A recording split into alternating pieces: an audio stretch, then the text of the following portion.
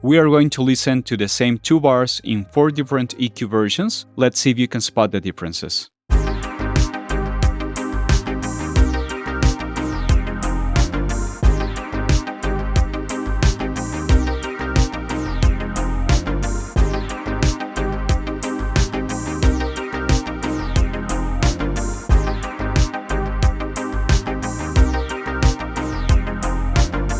There's a plugin developer, Tokyo Records, that could still get a lot more love from the community.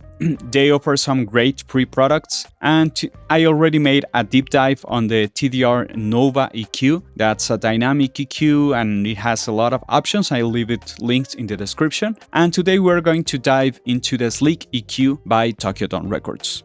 Straight from Mexico City, my name is Juanchis, and let's get into it. Okay, so I have this massive session.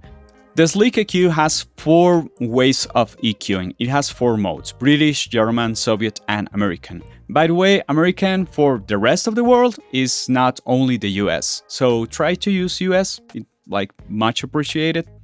So yeah, we know what that means, but that's not the way to say it. And what you are listening to is 2 bars of the US mode, 2 bars of the British mode, the German, and the Soviet mode. Every single audio track that's within the folder has the same EQ in all of the folders, and they all have some bass EQ, and it's the same. It's a pretty aggressive EQ, so you can really listen to the differences, because if I only made soft changes in the audio tracks, it's not as noticeable as making it really pushing the EQ.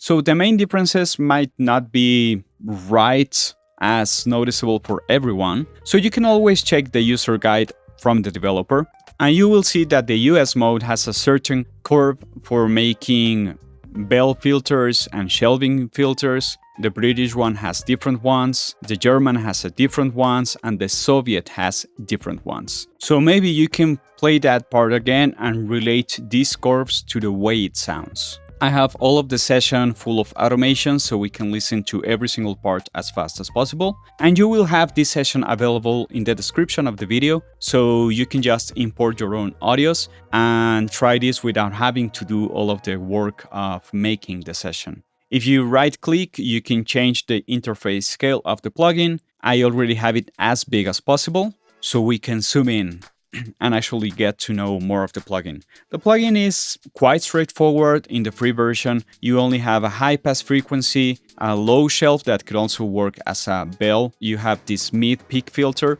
and you have this high shelf, high peak filter. You can switch them right here. We will talk later on this video about this saturations section, because it's a really interesting feature in this plugin. But as I said in the TDR Nova video, this EQ has on by default this mode that's the auto gain. That way, whenever you're pushing it, it doesn't actually increase the level, so you can only concentrate on what's changing with the balance of the frequencies. Let me show you this EQ in the US style with and without the out gain.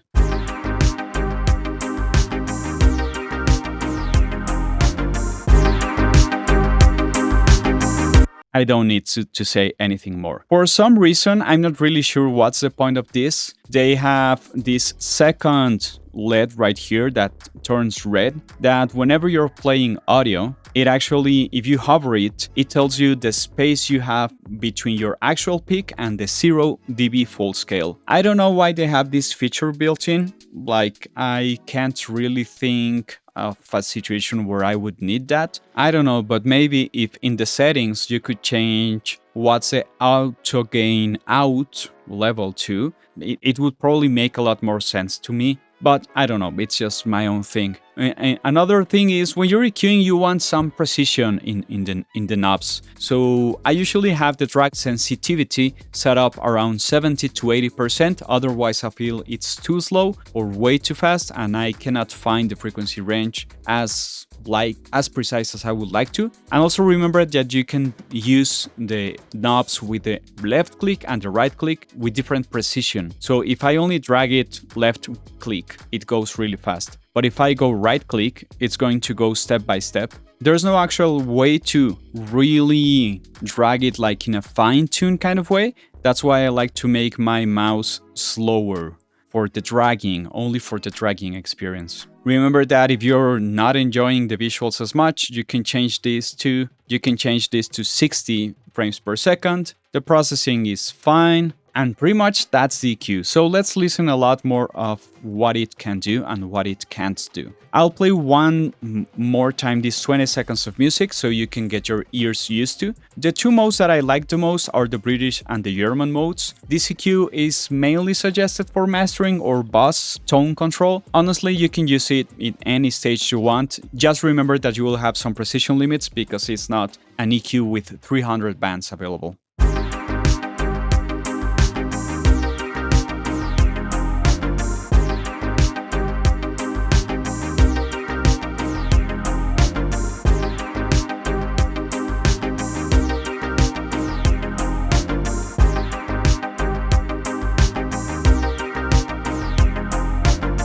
Okay, so the mode that I enjoy the most is the German mode. I think the frequency response is nicer, at least for this material. So I'm going to use the track manager that you can reach from view and track manager. And I'm going to hide all of the tracks that I'm not using. I can just click and drag to hide everything that I'm not using. That way we have a lot more screen real estate to work with. So then again, I have every single audio EQ'd on its own, but there's a big difference. Here at the top of my plugin chain, what I'm doing is I have the EQ saturation set to on in these 4 plugins that are opening right here. It's kind of messy, but I just want you to show that I'm not cheating. All of the EQs are completely flat.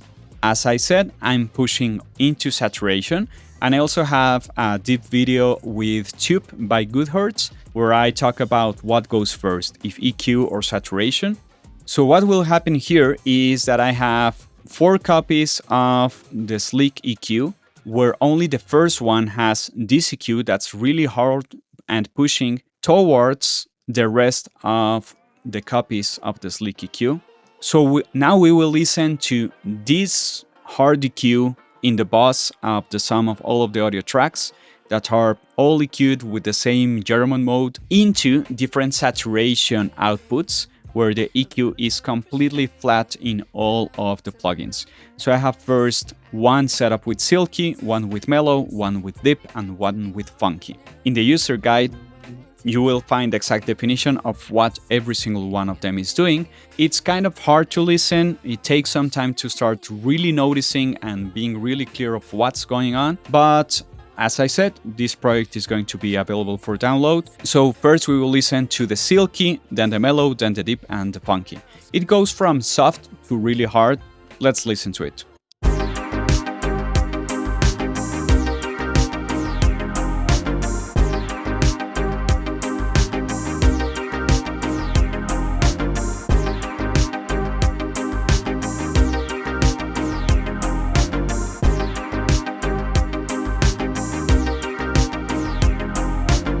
Maybe the differences aren't as big as you thought, but remember that it's always level matched. That way we won't get deceived only by the loudness or the volume itself. I'm going to play it once more, and I'm going to push the same idea of how to take advantage of the saturation within this EQ.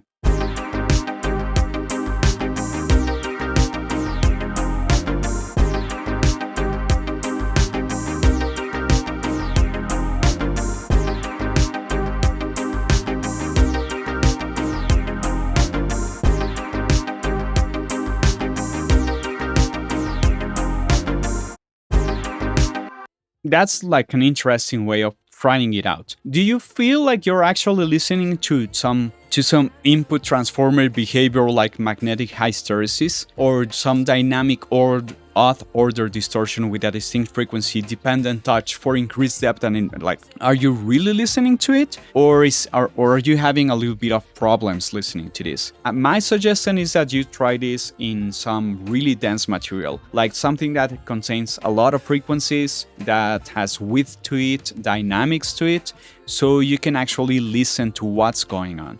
The bigger the first thing you run through it, the easier it's to start listening to what's different from one mode to another. That way you can start zooming into one single instrument. That's why I have another version of this same setup where I'm actually pushing all of the modes pushed on 18 dBs in their saturation mode. So let's listen to it again, because this is a really pushed version of the plugin.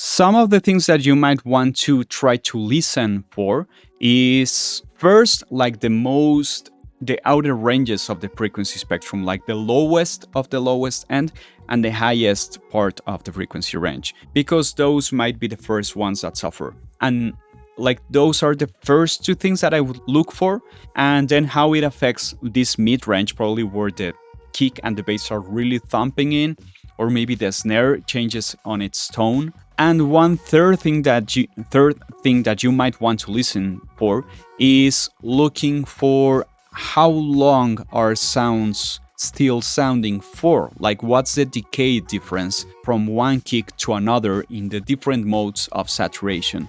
Because saturation is compression and compression is saturation, but one is not the other. So let's listen to this again.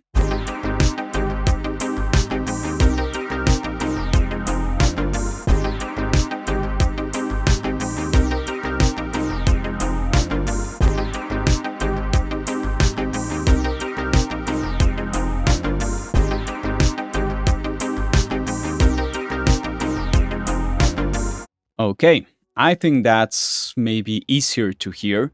And one last trick that you can look for with the SlickEQ, just as I did with the TDR Nova, you can also use mid and side, sum and difference within the plugin. So I re-EQ'd a little bit, and some of the plugins have some saturation to them, and some have it off. Remember that you have to click this one to turn the saturation stage on. So the mid of the drums have some saturation to it, because I think that benefits a little bit the kick drum. I have also this one that's a kick drum all on its own with a little bit of EQ with no saturation on. And I'm going to only leave open the 4 instances where I'm adding a little bit of extra saturation either on the mid or on the side. This is not a recommendation so that you use mid-side on every single process that you can, because mid-side processing is deeply misunderstood. I'm pretty sure about it. Let's listen to 4 bars, probably that's more than enough.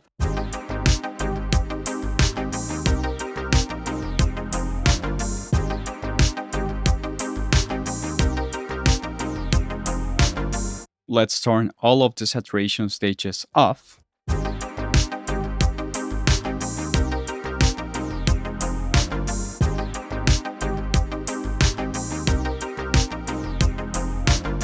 Let's turn them on again one last time.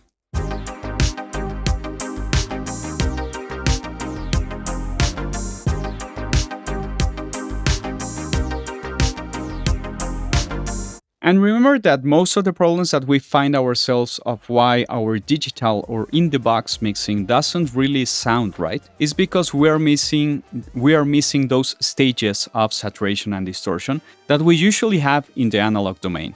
Because here we can really push one stage into another without it being overwhelming. You need saturation in the box, but the problem is that probably you're using really aggressive saturation in very early stages, and it just sums up and it clutters all of your production and most of your mix really, really fast and really, really easy. Remember that I linked also 2 other videos that I did in the description, and if you like this kind of content, be sure to like, comment, subscribe, share, hit that notification bell, and do all of those things that people on YouTube say. And straight from Mexico City, my name is Juanchis, and thanks for listening.